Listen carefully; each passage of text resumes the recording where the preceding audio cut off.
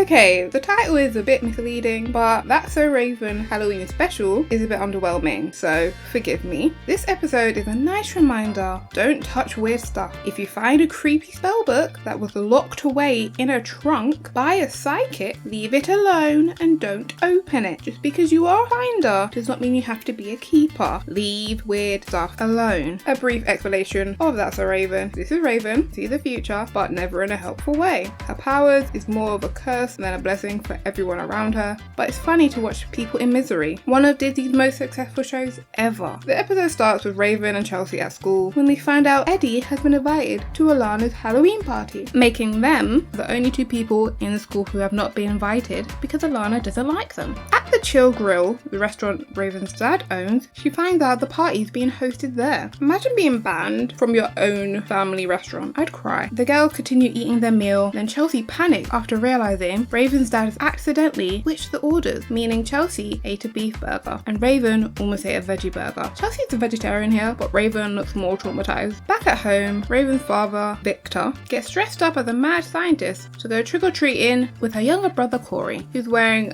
a bodybuilder costume. Corey tells Victor that he wants to go trick-or-treating with his friends. Victor lets him go with William, who's come dressed as a remote. His costume apparently is functioning and breaks everything it comes into contact with. This seems like it can only end badly. Tanya, dressed as a creepy lab assistant, offers to go trick-or-treating with Victor in Corey's place. Yes, why can't adults go trick-or-treating? I want sweet. I don't even care if the chocolate bar has a razor blade in it. I will eat around it. I am not picky. Going back to Chelsea and Raven, being vegetarian, Chelsea feels incredibly guilty and begins wearing a pin with a picture of a cow on it and starts writing poetry. Two problems here. One, the cow is dead. It cannot hear you. Two, if it was alive to hear this awful poetry, it would volunteer to be the first in line to the slaughterhouse so it wouldn't have to hear any more of it. You're in my stomach now.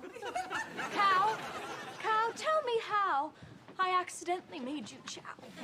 Raven and Chelsea keep each other company whilst everyone else at school goes to Alana's party. They start looking around and they find a trunk belonging to Raven's grandma Viv, who is also a psychic like her. It's filled with paranormal things. Chelsea comes across a spell book containing instruction for a spell that can grant any wish that you make, and Raven decides to try casting a spell to get invited to Alana's party. After adding the needed ingredients into a cauldron, which they apparently had, she recited some magic words. They receive a call from Alana, who says they can come to her party. The two of them, they then wish to become the most popular girls at the party whilst having the best costumes. Whilst doing the spell again, they don't notice that Chelsea's button falls into the cauldron and they go upstairs to prepare their costumes. Raven suddenly grows cow ears and Chelsea thought they were fake and tried to rip them off her head, you know, like a kind friend. Then Chelsea grows a tail and ears. They both start freaking out. Eddie comes over to pick them up. When he gets there, he starts eating out of the cauldron that he just found on the side. He doesn't know what's in it. Who eats random unknown food from a cauldron that is glowing green? He's lucky he didn't get poisoned. Chelsea and Raven try to get Eddie out of the house. Raven suddenly starts mooing. Okay, we'll take it. It's yours. Just move.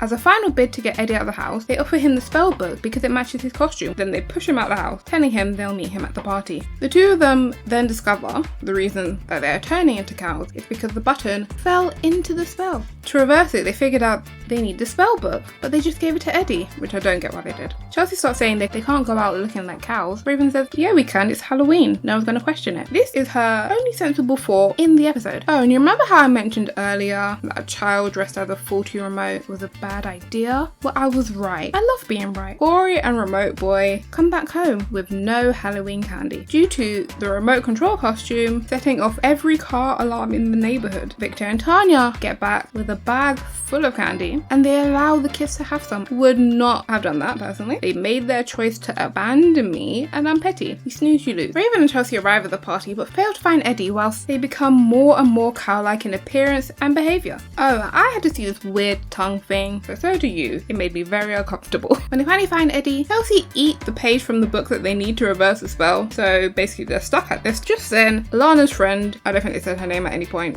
to announce the winner of the costume contest. Alana is furious to learn that she, who are at this point fully cows, they are just mooing there. No one looks shocked. Like, I know it's Halloween, they're the two cows. It is revealed that the whole thing was a vision that Raven had before Chelsea had eaten the forbidden burger. She stopped Chelsea from eating meat, therefore saving them from an eternity of being cows. So what have we learnt today, kids? Leave old stuff alone.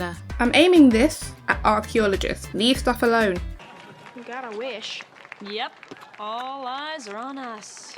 Might as well milk it.